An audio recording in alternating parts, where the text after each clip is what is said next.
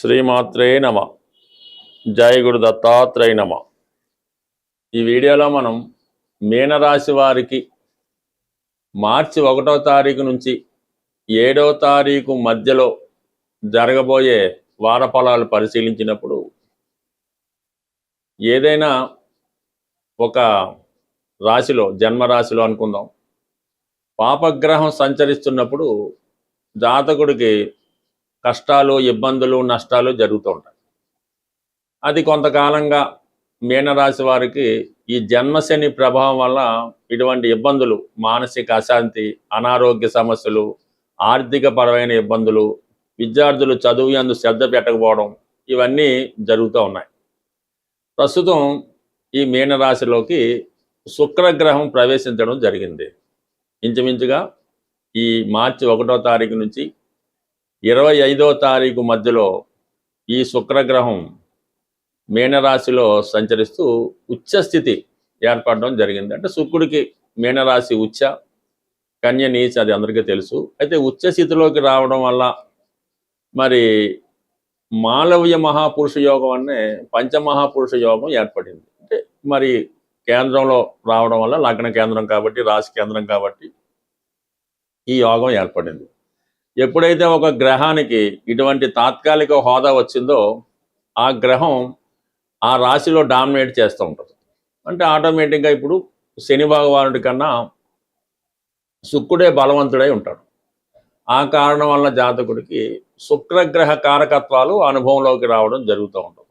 ప్రధానంగా స్థిరాస్తి సంబంధించిన విషయాల్లో కానీ, సొంత గృహం కొనుక్కోవాలనే మీ ఆలోచన కానీ, లేదంటే ఒక కొత్త ఇంటిలోకి మారాలనే మీ యొక్క ఆలోచన తప్పకుండా నెరవేరే అవకాశం ఉన్నది. అలాగే ఒక కొత్త వాహనం మీరు కొనుక్కునే ప్రయత్నం చేస్తారు. ఈ విధంగా మీకు వాహన సౌఖ్యం, గృహ సౌఖ్యం, అలాగే స్త్రీ లాభం కలిగే అవకాశం ఉన్నది. గత కొంతకాలంగా విరోధంగా ఉన్నటువంటి మీ తల్లిగారు, మీ బంధువులు, అత్తగారు ఎవరన్నా అనుకుందాం, వాళ్ళతో మీకు సఖ్యత ఏర్పడుతుంది. ఏదో ఒక శుభకార్యం మీ గృహంలో జరపడం వల్ల దూరమైనటువంటి బంధువులు తిరిగి కలుసుకొని మీ యొక్క అభివృద్ధికి వారు చాలా సంతోషించడం జరుగుతూ ఉంటుంది.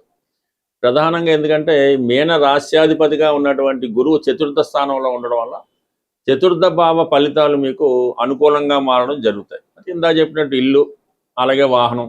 విద్యార్థులు ప్రధానంగా చదువు యందు శ్రద్ధ కంప్లీట్గా పెరుగుతుంది.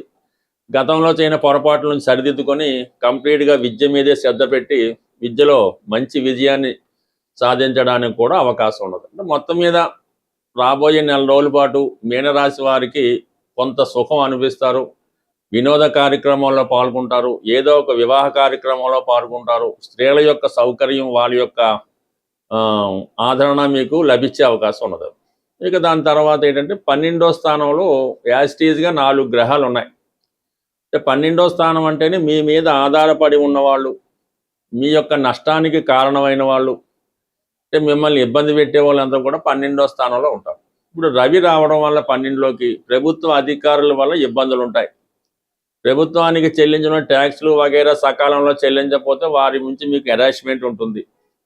తండ్రి గారికి కానీ, మీ తండ్రి సమాన వ్యక్తులకు కానీ అనారోగ్య కారణం వల్ల వాళ్ళని హాస్పిటల్లో చూపించవలసి ఉంటుంది.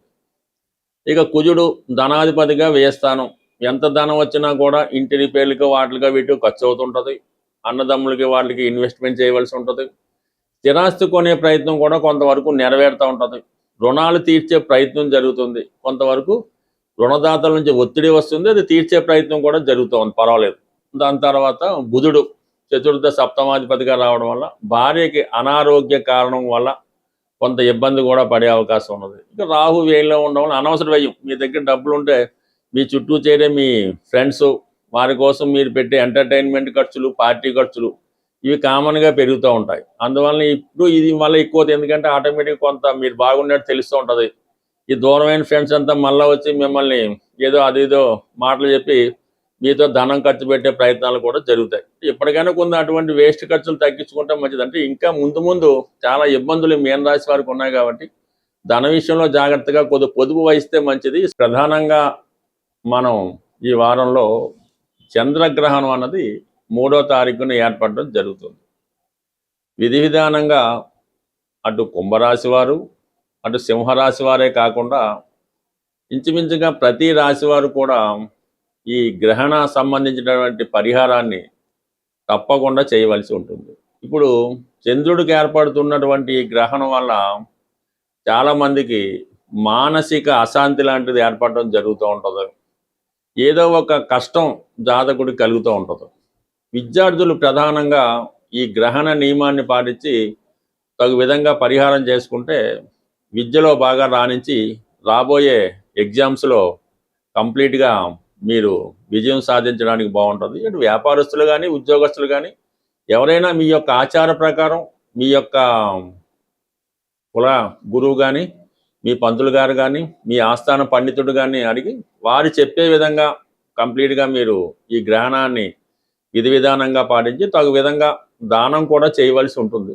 అది చంద్రగ్రహణం కాబట్టి ఈ బియ్యం డొనేట్ చేయడం వల్ల కలిగిపోతుంది. దాని తర్వాత కంప్లీట్గా మీరు శివుడికి ఆవుపాలతో అభిషేకం చేయించుకోవడం, వీలైతే కొంతమంది కన్నా భోజనం పెట్టించడం, అంటే అన్నదానం అది అనలేం కానీ ఒక 10 మంది అతిథులు పిలిపించి చక్కగా భోజనం పెట్టడం వల్ల ఈ గ్రహణం మీకు అనుకూలంగా మంచి ఫలితాన్ని ఇవ్వడం జరుగుతూ ఉంటుంది. ఇంకా ప్రధానంగా తల్లిగారి యొక్క ఆశీర్వాదం తీసుకున్నా కూడా ఈ గ్రహణ దోషం పోయి మీకు మంచి మనసు, మంచి ఆయుష్, మంచి జ్ఞానం వచ్చే అవకాశం ఉన్నది. సో దానివల్ల అది కంప్లీట్గా పాటించండి. తల్లిగారి యొక్క ఆశీస్సులు తీసుకోండి. తల్లిగారికి ఏదో ఒక బహుమతి ఇచ్చి వారి ఆశీస్సులు తీసుకుంటే ఇంకా బెటర్గా ఉంటుంది. సో దాంతోపాటుగా మన ప్రేక్షకులకి ఒక ముఖ్యమైనటువంటి విన్నపం ఏంటంటే, ప్రతి సంవత్సరం కూడా మా జ్యోతిష విజ్ఞాన కేంద్రం అనే ఒక ఫర్మ్ ద్వారా ఈ జ్యోతిష మహాసభలో నిర్వహించడం జరుగుతూ ఉంటుంది. సుమారుగా ఇది 10వ సంవత్సరం. ఈ నెల అంటే ఇంచుమించుగా ఈ మార్చి నెల 22వ తారీఖున ఆదివారం రోజు మన హైదరాబాద్లో ఈ సుందరయ్య విజ్ఞాన కేంద్రంలో ఈ జ్యోతిష సభ ఒకటి ఏర్పాటు చేయడం జరిగింది. దాంట్లో ప్రముఖుల్ని ఆహ్వానించి ఈ జ్యోతిషానికి ఉపయోగపడే, అంటే మీకు ఎవరైతే జ్యోతిష విద్యార్థులు ఉంటారో, జ్యోతిష్కులు ఉంటారో వారికి ఉపయోగపడే కొన్ని విషయాలు చర్చించడం జరుగుతుంటుంది. మీలో ఎవరికైనా ఈ జ్యోతిష సభలో పాల్గొని మీకు వచ్చిన విధంగా సభలో ప్రసంగించాలనుకున్నా, సభలో పాల్గొవాలన్నా మమ్మల్ని సంప్రదించవచ్చు. దీనికి ఏ విధమైనటువంటి ఫీజు ఉండదు. మరి సభలో పాల్గొన్న వారికి అన్ని సౌకర్యాలు, అంటే భోజన సౌకర్యాలన్నీ కూడా ఉచితంగానే ఏర్పాటు చేయడం జరుగుతుంది. ఎటువంటి ప్రవేశ రుసుము ఉండదు. కాబట్టి ఎవరైనా మా మీద అభిమానం ఉన్నవాళ్ళు, కొత్త విషయాలను తెలుసుకుందాం అనుకునే వాళ్ళు ఈ నెల 22వ తారీఖు ఆదివారం రోజు జరగబోయే సభకు ముందుగా మీ యొక్క పేర్లు ఇచ్చి మమ్మల్ని ప్రోత్సహిస్తారని ఆశిస్తూ, అలాగే ప్రధానంగా ఈ వారం నుంచి శుక్రుడు ఉచ్చస్థితిలోకి వచ్చి మరి కొన్ని రాశుల వారికి మాలవ్య మహాపురుష యోగం అనే యోగం ఏర్పడింది. శుక్రుడు బలంగా ఉన్నప్పుడు మరి లక్ష్మీదేవిని ఆరాధించడం వల్ల, పూజించడం వల్ల మనకి తొందరగా అమ్మవారి ఫలితం ఇవ్వడం జరుగుతూ ఉంటుంది.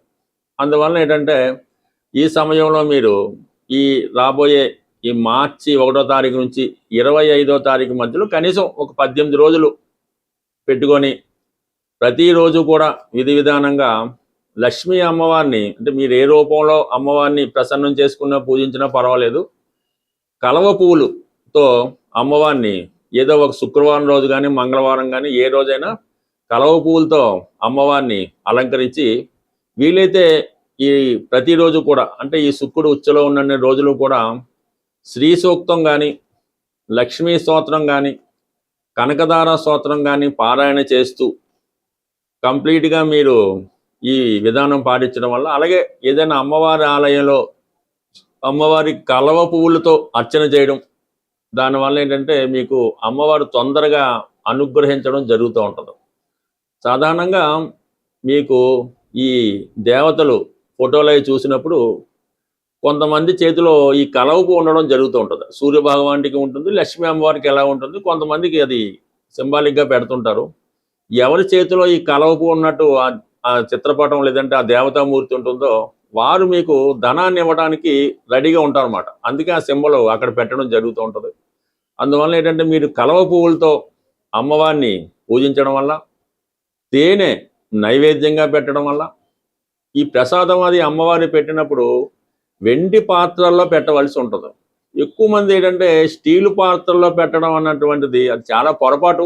తెలియచేయడం వల్ల తప్పులేదు, కానీ ఎట్టి పరిస్థితుల్లో కూడా దైవ ఆరాధనకి ఇనప సంబంధించింది, స్టీలు సంబంధించింది ఎట్టి పరిస్థితుల్లో కూడా వాడకుండా ఉంటేనే మంచిది. సాధ్యమైనంత వరకు అమ్మవారి యొక్క నైవేద్యాలు కానీ ప్రసాదాలు కానీ అరిటాకులో పెడితే ఉత్తమం, లేదు వెండి ప్లేట్లో పెడితే మరింత ఉత్తమం. ఈ విధంగా బుద్ధిగా నియమం పాటించి అమ్మవారిని ప్రసన్నం చేసుకోవడం. అలాగే అమ్మవారి పూజా కార్యక్రమం ప్రారంభించుకున్నాం, కనకదార స్తోత్రం చదువుతున్నాం, అప్పుడు ఏం చేయాలి, ఏదో ఒక పర్టికులర్ టైం ఎన్నుకోవాలి. ఉదయం 6:30 అంటే 6:30, 5 అంటే 5, ఆ టైంకే కరెక్ట్గా హాజరు అయిపోవాలి. ఆ టైంకి చేస్తేనే మీకు ఆ ఫలితం శీఘ్రంగా తొందరగా రావడం జరుగుతూ ఉంటుంది. ఒకరోజు 6 గంటలకి, ఓ రోజు 9 గంటలకి, ఓ రోజు సాయంకాలం, ఈ విధంగా చేయడం వల్ల మీరు 1,00,000 రోజులు చేసినా సరే ఆ ఫలితం అన్నది మీకు రాదు.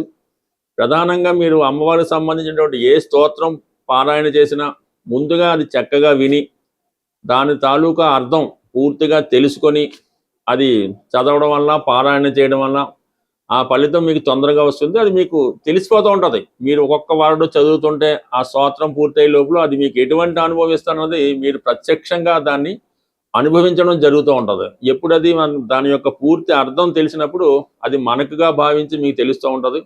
అది పూర్తిగా భక్తిలో సంపూర్ణంగా చేసిన వాళ్ళకి అర్థమవుతూ ఉంటుంది అన్నమాట. అందుకని ఈ విధంగా దాదాప్యం చెందుతూ శరణాగతి చెంది అమ్మవారి పాదాలు పట్టుకొని ఒక్కసారి చేసినా కూడా మీకు 1,000 సార్లు చదివిన ఫలితం అన్నది తప్పకుండా కలుగుతుంది. ఇందులో శ్రద్ధ అన్నది వెరీ వెరీ వెరీ ఇంపార్టెంట్. స్వస్తి.